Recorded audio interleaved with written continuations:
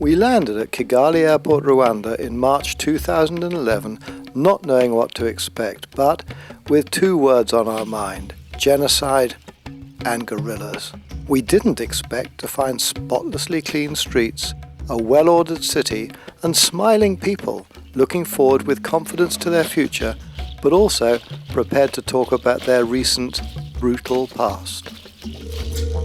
In April 1994 began a 100-day mass killing spree, which resulted in the loss of 1 million lives. First, government-backed Hutu militias called Interahamwe conducted a killing campaign against the minority Tutsi, designed to rid Rwanda of their presence. Later came Tutsi revenge. This appalling genocide happened while the world looked on, and the great powers failed to act to stop it. A visit to the Genocide Memorial, where over 250,000 people are buried, is a deeply disturbing experience. The drive north from Kigali to Ruhengeri takes around 2 hours. During the drive, our guide gave us a running commentary on the local geography and the countryside we were passing through. The Chinese are in Rwanda just as they are all over Africa, and they are rebuilding this road which winds through Rwanda's lush green hills, where terraced agriculture ensures that every available cultivable square yard of ground is growing something. Rwanda is known as the land of 1,000 hills, and it's easy to see why. Amid today's beauty and tranquility, it's difficult to imagine the chaos, tragedy, fear and hopelessness that would have hung over this land not so long ago when the genocidaires did their awful work. After a quick cigarette break for our smokers, we continued our journey northwards. The busy, colourful town of Ruhengeri was featured in the Dian Fossey film Gorillas in the Mist, and it's really the gateway to the Volcanoes National Park area. This is the beginning of a part of Rwanda which derives considerable financial benefit from the nearby presence of mountain gorillas. This is the stunning view from the road near the Volcanoes Virunga Lodge, which will be our home for tonight. Looking out over these mountains and lakes, it's difficult to believe we're in the centre of what was once called the Dark Continent. I have heard this country referred to as the Switzerland of Africa, and from where I'm standing, it's an apt description. The accommodation was wonderful, a real mountain lodge overlooking the lakes. Our cabin proved to be a large, stone-built luxury building, and we were immediately sorry we were only spending one night here. At dinner we met several people who had already been trekking and met the gorillas. When we got back to our rooms after dinner, we found that hot water bottles had been placed in our beds. We lay there snug and warm, but excitement and anticipation meant that we hardly slept before our 4 a.m. wake-up call summoned us to meet our forest-dwelling cousins. Gorilla trekkers gather at a reception area where groups are divided up among the trackers. Part of this process is a kind of auction, where the guides bid with the trackers to try and get short treks for their clients. There are 7 gorilla groups which can be visited by tourists. We were allocated the Quitonda group, which only arrived from the Congo in 2007. The revenue from visitors to this group is split between Rwanda and the Congo. The sun was shining, there was no mist, and we set out on our trek. Porters, an armed guard and a guide accompanied our group of 8 on the trek, which only took 2 hours, and suddenly we were among the gorillas. These groups are totally relaxed and habituated to humans. A license to spend an hour with these gorillas costs $500 a person. I'm best known for my work with sharks, And I've always said that nothing can prepare you for your first encounter underwater with a great white shark. It's the same for silverback mountain gorillas. Being only a few yards away from these animals is breathtaking.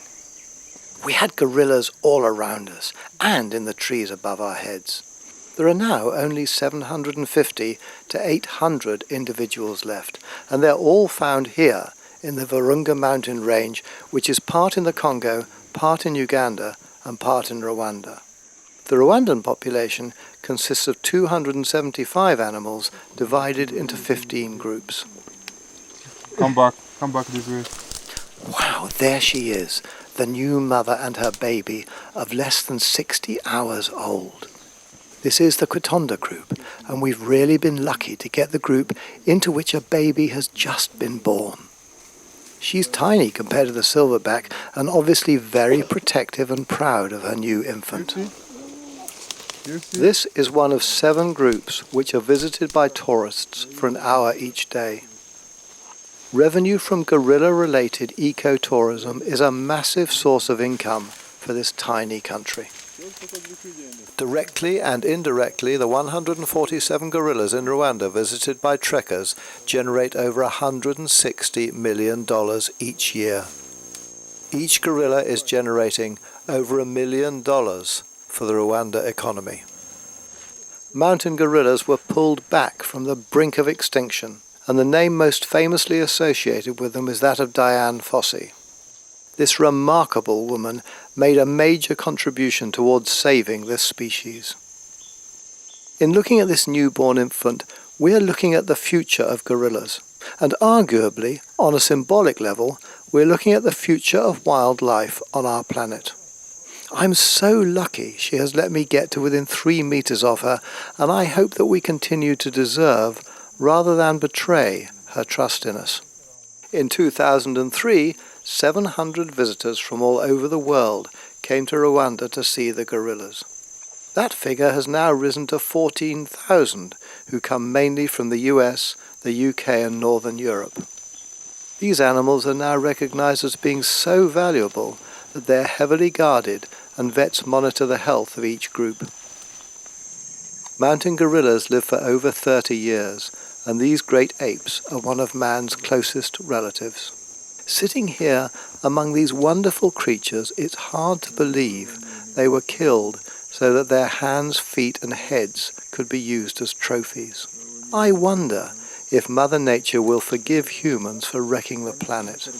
If not, her revenge could be terrible. In my lifetime, I've been lucky that there is still wildlife to enjoy. Whether future generations will be so lucky must be open to serious doubt. As you can see, the baby's head is still wobbly. I don't think it's going to turn around and say hello, but let's hope it does. Watching over mother and baby with us today is a vet who's come to check on the new arrival's progress and is quite happy with it. Gorilla births are big events in Rwanda nowadays, and each year there is a ceremony called Kwita Izina, at which names are given to the newborn gorillas. Richard and I have been lucky to have had some wonderful wildlife encounters all over the world. I can say with no doubt at all that spending time with mountain gorillas is the best wildlife encounter I have ever had.